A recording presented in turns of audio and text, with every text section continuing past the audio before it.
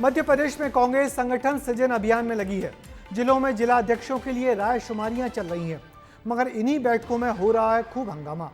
भोपाल में जिला अध्यक्ष के लिए हुई 2 बैठकें हंगामे में बदल गईं। मगर बात हंगामा तक सीमित रहती तो भी गनीमत थी। इन बैठकों में मारपीट भी हो गई। अब सवाल उठ रहे हैं कि ऐसे मारपीट से भला कैसे होगा संगठन का सृजन। वैसे प्रदेश कांग्रेस अध्यक्ष जीतू पटवारी इन हंगामा करने वालों को बख्श नहीं रहे। पार्टी से बाहर करने के लिए लगातार नोटिस भी दे रहे हैं।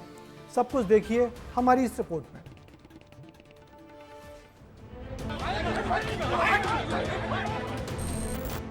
सियासी अखाड़े में जब 2 पार्टियां आमने सामने होती हैं तो एक दूसरे पर बयानों के वार किए जाते हैं, लेकिन कांग्रेस अब इन सब से ऊपर उठ चुकी है। यहाँ कार्यकर्ता अपने ही साथियों को लात घूंसों से नवाज रहे हैं और 3 जून को जिस संगठन सृजन अभियान का बीज डाला गया था उसे कुचलने में कार्यकर्ता अपना पूरा जोर लगा रहे हैं।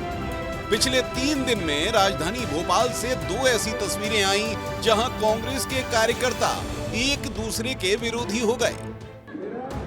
पहली तस्वीर भोपाल के मध्य विधानसभा क्षेत्र की है, जहां विधायक आरिफ मसूद और जिला अध्यक्ष पद के दावेदार साजिद अली के समर्थक आपस में हाथापाई करने लगे।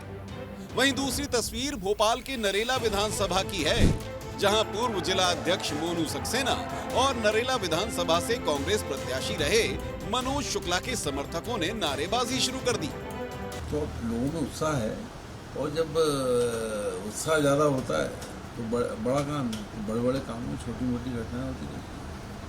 सबसे पहले राहुल गांधी जी को और नेहरू परिवार को घर में बिठाएं, तब छोटे कार्यकर्ताओं को कुछ प्रतिनिधित्व कांग्रेस में मिल सकता है।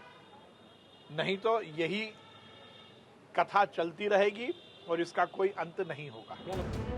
इधर कार्यकर्ताओं का लात घूंसों वाला समारोह हो रहा था, उधर हरदा में पीसीसी चीफ जीतू पटवारी कांग्रेस की बार-बार हार का फॉर्मूला डिकोड कर रहे थे।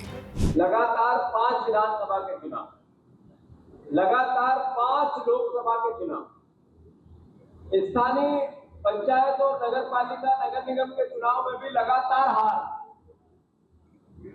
कांग्रेस पार्टी से नेता बड़े हो गए थे तो पार्टी हारने लगी।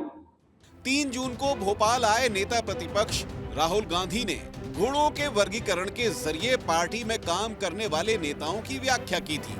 लगा था कि कार्यकर्ताओं की दशा और दिशा साफ होगी, लेकिन जो तस्वीरें आई वो तो दशा को दुर्दशा में तब्दील करने वाली थी। पीसीसी चीफ से जब इस बारे में सवाल पूछा गया तो उन्होंने कहा कि इन सब से ऊपर उठकर कांग्रेस इतिहास रच रही है। वहीं बीजेपी कहने लगी कि कांग्रेस को अब इतिहास बनने में देर नहीं। लगभग मैंने जैसा बताया कि 6 लाख के आसपास लोगों ने इसमें अभी तक पार्टिसिपेट किया है।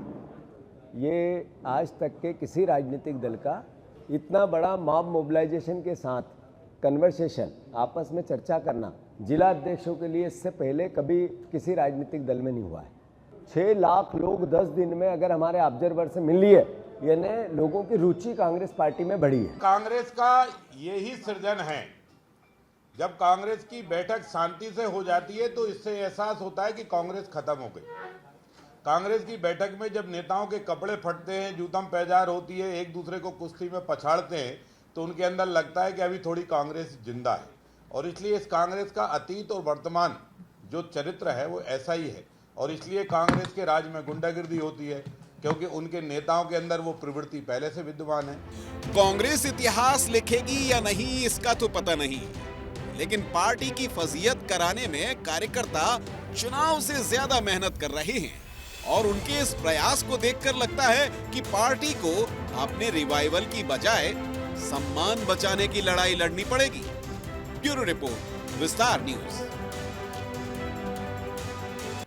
वैसे ऐसी लड़ाइयां और मारपीट कांग्रेस के एक अच्छे खासे कार्यक्रम को बदनाम करने में कोई कसर नहीं छोड़ रही।